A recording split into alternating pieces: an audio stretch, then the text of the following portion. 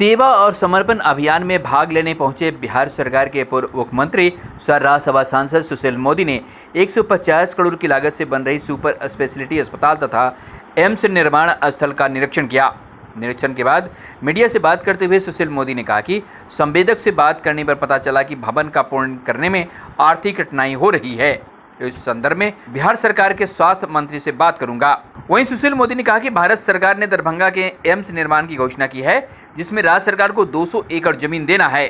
उसकी क्या स्थिति है उसको भी हमने देखा है। एम्स निर्माण के लिए राज्य सरकार ने जो जमीन दी है वह जमीन खाली नहीं है। पहले से कई भवन बने हुए हैं, उसको कहां शिफ्ट किया जाए ताकि वहां निर्माण कार्य शुरू किया जा सके। हम लोग चाहते हैं कि डीएमसीएच के बगल में ही एम्स का निर्माण हो तो ज़्यादा बेहतर होगा। वहीं सुशील मोदी ने कहा कि किसी कार्य को शुरू करने में एक प्रारंभिक कठिनाई होती है, एक बार इसका समाधान हो जाता है तो तेजी से निर्माण कार्य प्रारंभ होता है। इन सारे मामलों का समाधान करना ही बहुत आवश्यक है। इस संदर्भ में मैं भारत सरकार के स्वास्थ्य मंत्री, बिहार के मुख्यमंत्री व बिहार सरकार के स्वास्थ्य मंत्री मंगल पांडे से बात करूंगा। वहीं बिहार सरकार के पूर्व उप मुख्यमंत्री सह राज्यसभा सांसद सुशील मोदी ने कहा कि सुपर स्पेशलिटी अस्पताल का 20% काम बचा हुआ है। मैं उम्मीद करता हूं कि इस वित्तीय वर्ष के अंदर यह कार्य पूरा हो जाएगा। वहीं उन्होंने कहा कि एम्स के निर्माण स्थल पर मिट्टीकरण के लिए बिहार सरकार ने 12 करोड़ की राशि स्वीकृति दी है, जिसका टेंडर हो गया है और जल्द ही निर्माण स्थल पर मिट्टीकरण का कार्य प्रारंभ हो जाएगा। देखिए, यहाँ पर जो सुपर स्पेशलिटी हॉस्पिटल है जो 150 करोड़ की लागत से बन रहा है, ठेकेदार की जो आर्थिक कठिनाइयाँ हैं उसके कारण उसमें विलम्ब हो रहा है। उसने पूरी बात को मैं समझने के लिए आया था, देखने के लिए आया था।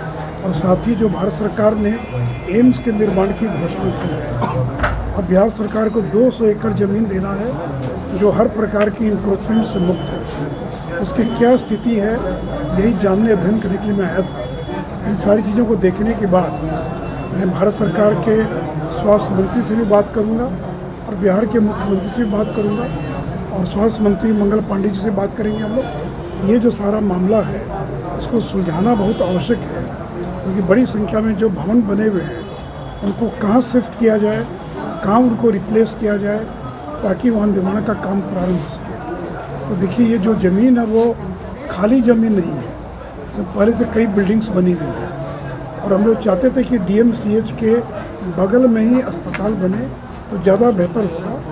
तो इसलिए ये प्रारंभिक कठिनाइयाँ हैं। कोई भी जब योजना प्रारंभ होती है तो ज़मीन अधिग्रहण की, इंक्रोचमेंट की, रीसेटल करने की बहुत तरह की समस्याएं रहती हैं और एक बार उसका समाधान हो गया बहुत तेज़ी से निर्माण का काम प्रारंभ हो जाता है। तो जहाँ तक सुपर स्पेशलिटी हॉस्पिटल है इसका केवल 20% काम बचा हुआ है। तो मैं उम्मीद करता हूँ कि इस वित्तीय वर्ष के अंत तक जो है और सुपर स्पेशलिटी हॉस्पिटल चालू हो जाएगा और एम्स के निर्माण में भी जो खाली पड़ी ज़मीन है उसमें कम से कम निर्माण प्रारंभ हो जाए।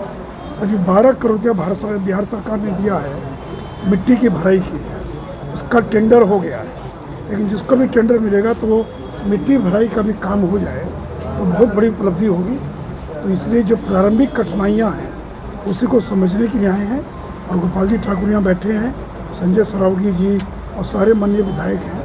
तो हम लोग मिलकर बिहार सरकार और केंद्र की सरकार से मिलकर हम लोग पूरा प्रयास करेंगे कि जल्द से जल्द एम्स का काम प्रारंभ हो और सुपर स्पेशलिटी हॉस्पिटल जो है वो बनकर तैयार हो जाए। दरभंगा से ब्यूरो चीफ देवेंद्र कुमार ठाकुर की रिपोर्ट।